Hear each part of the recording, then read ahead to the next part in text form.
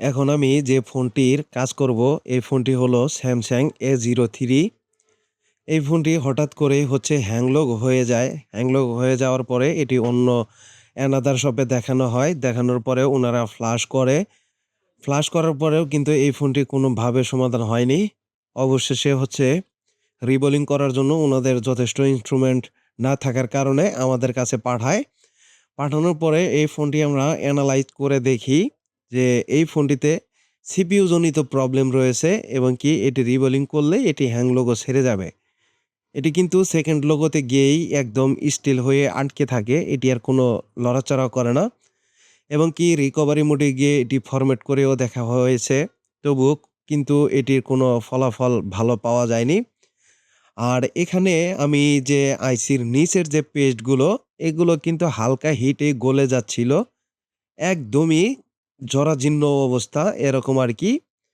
মানে ইতিপূর্বে মনে হচ্ছে যে পেস্টটা হওয়ায় নতুন করে দেওয়া হলো, এরকমটা মনে হচ্ছিল। একদমই গলে নরম হয়ে গেছে। এই পেস্টের কারণে এই বলগুলো ড্রাই হয়ে যায়। এখন আমি যে বলগুলো ক্লিন করতেছি, এখানে আপনারা অনেক অসংখ্য ছোট, ছোট বল দেখতে পারতেছেন। এটি মাইক্রোস্কোপে ঝুম করা যার কারণে অনেক বড় দেখা যায়। এগুলো কিন্তু খালি চোখে ইন টোটালি কোনোভাবে দেখা যায় না।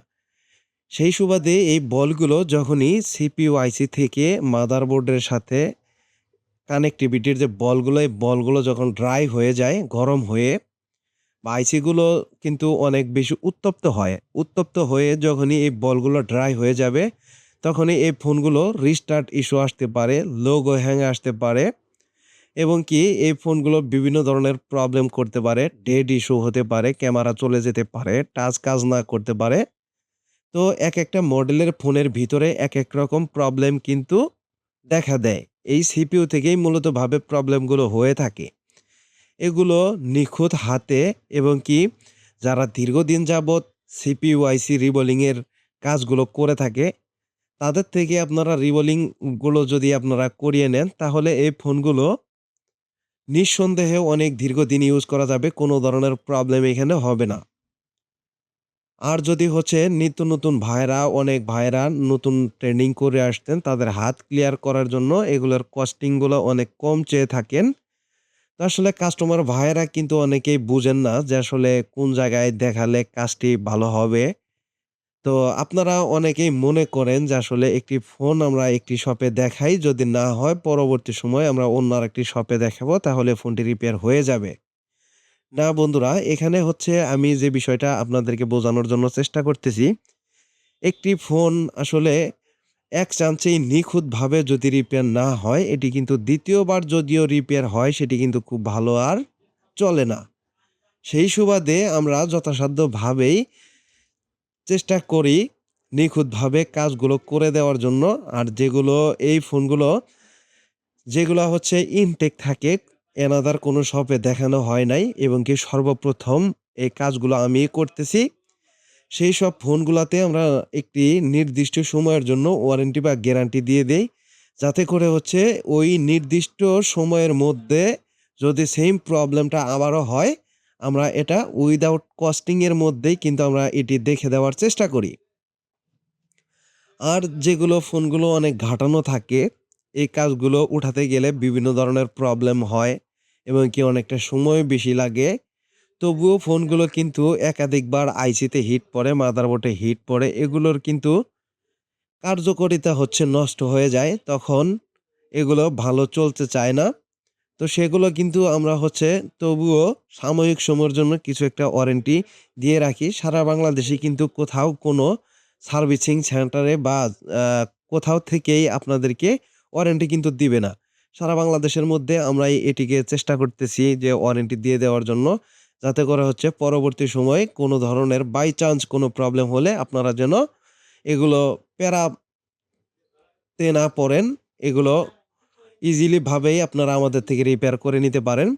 এই বিষয়টি আমি আপনাদেরকে বলে দিলাম। আর সারা বাংলাদেশের আনাচে-কানাচে যেকোনো প্রান্ত থেকেই আপনারা আমাদের কাছে কুরিয়ারে ফোনগুলো পাঠাতে পারবেন। এগুলো পাঠাইলে আপনারা যে মাঝখানে ১ দিন রেখে ২য় দিন, ৩য় দিনের মধ্যেই আপনাদের হাতে ফোনটি কিন্তু পৌঁছে যাবে যদি আপনারা এই ফোনগুলো পাঠিয়ে থাকেন। তো আসলে এই ফোনগুলো আমি কুরিয়ার সার্ভিসের মাধ্যমে অনেক ফোনই রিপেয়ার করি। কারণ হচ্ছে যে এই ফোনগুলোর যে মেমো বা এগুলো আনবক্সিং এগুলো অনেক সময় দেখানো হয় না বা সময় হয়ে ওঠে না। যার কারণে এই ভিডিওগুলো আগে কিন্তু আমি অনেক লং ভিডিও দিতাম। আর এখন কিন্তু আমি ভিডিওগুলো আস্তে, আস্তে শর্ট করে নিয়ে এসেছি।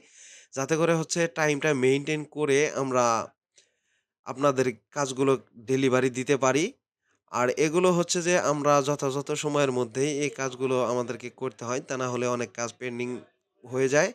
এগুলো পেন্ডিং হয়ে গেলে আসলে একাকিত্ব মানুষের কারণে একাকিত্ব মানুষের জন্যে কিন্তু কাজ করা কষ্টসাধ্য বিষয় হয়ে যায়। তো এই ফোনটি কিন্তু আগেও লোগোতে আটকে ছিল। তো এখনো কিন্তু রিবলিং করার পরে আমি এই ফোনটিকে পাওয়ার দিয়ে দিলাম। লোগোতে আছে। তো এখন একটু সময় আমরা ওয়েট করব। ওয়েট করে দেখব যে এই ফোনটিতে লোগো হ্যাং প্রবলেমটি সারে কিনা। তো ইএমএমস এর যদি হেলথ খারাপ হয়ে যায় তাহলেও কিন্তু এটি লোগো হ্যাং হতে পারে। বা যদি সফটওয়্যার জনিত কোনো প্রবলেম হয় সেক্ষেত্রেও কিন্তু এই ফোনগুলো লোগো হ্যাং হয়। এই বিষয়টি আসলে স্টেপ বাই স্টেপই দেখা উচিত। কারণ এই ফোনগুলোর Samsung ফোনগুলো বর্তমান সময়ের যে ফোন, এই ফোনগুলো হচ্ছে স্টোরেজে এবং কি সফটওয়্যারে প্রবলেম খুবই কম হয়। এগুলো সিপিইউ থেকে প্রবলেমগুলো হয়। তো দেখুন আলহামদুলিল্লাহ এই ফোনটি কিন্তু এই যে ফ্লাশ করা হয়েছিল, অন্য আরেকটা টেকনিশিয়ান ভাই ফ্লাশ করছিল। তো দেখেন এখানে কিন্তু মোটামুটি এই ফোনটি কমপ্লিটলি চালু হয়ে গেল। এখন এই ফোনটি আমি সেটিং করার চেষ্টা করব। তো এখানে আমি এফআরপি দেখতে পারতাছি।